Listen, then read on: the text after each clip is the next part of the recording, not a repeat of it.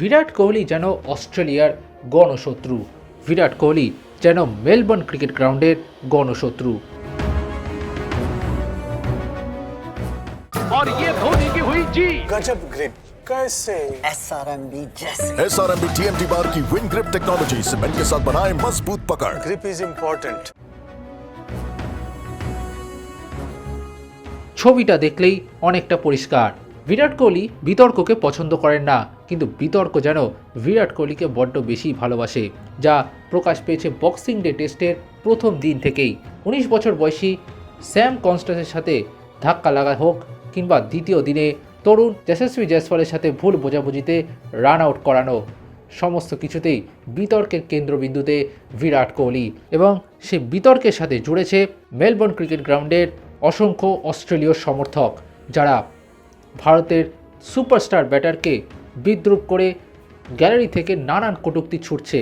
সে ফিল্ডিংয়ের সময় হোক কিংবা যখন স্কট বোল্যান্ডের বলে খোঁচা মেরে আউট হওয়ার পর ড্রেসিং রুমে ফেরার সময় টানেলেই হোক, সেই কটূক্তি যেন বারবার করে বিঁধছে বিরাট কোহলিকে। আর তার পাল্টা জবাব দিতেই এগিয়ে যান বিরাট কোহলি। ভাইরাল এই ভিডিওতে দেখা যায় বিরাট কোহলি যখন আউট হয়ে ড্রেসিং রুমের দিকে ফিরছেন, সেই সময় টানেলের দুই পাশে সমর্থকরা কটূক্তি করেন বিরাট কোহলির উদ্দেশ্যে, এবং সেই কটূক্তি শুনে ড্রেসিং রুমের টানেল থেকে ফিরে এসে সেই দর্শকদের খোঁজেন বিরাট। আর এই ভিডিও ভাইরাল হয় সোশ্যাল মিডিয়ায়। বারবার করেই যেন অস্ট্রেলীয় মিডিয়া থেকে শুরু করে সমর্থকরা টার্গেট করছে ভারতের তারকা ব্যাটারকে। বক্সিং ডে টেস্টের দ্বিতীয় দিনে দুর্দান্ত ছন্দে ছিলেন বিরাট কোহলি। বেশ কিছু নজর কাড়া কভার ড্রাইভ এবং অফ স্টাম্পের বলকে বারবার ছেড়ে দিয়ে বোঝাচ্ছিলেন ব্যাট হাতে বড় রানের জন্যই এগোচ্ছিলেন তিনি।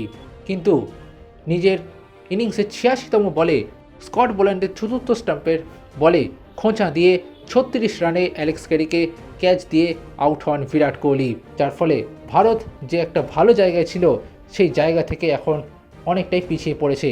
দ্বিতীয় দিনে স্টাম্পস হওয়া অবধি ভারত 46 ওভার শেষে 164 রান করেছে, তা আবার 5 উইকেট হারিয়ে, ফলে অনেকটাই ব্যাকফুটে ভারতীয় দল।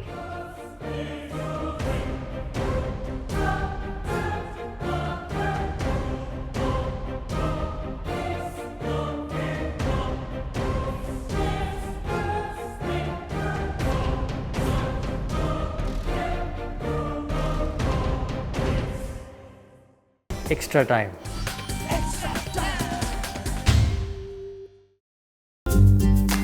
লেটেস্ট নিউজ আর এক্সক্লুসিভ ভিডিওর সঙ্গে আপডেট থাকতে এখনই সাবস্ক্রাইব করুন আমাদের ইউটিউব চ্যানেল।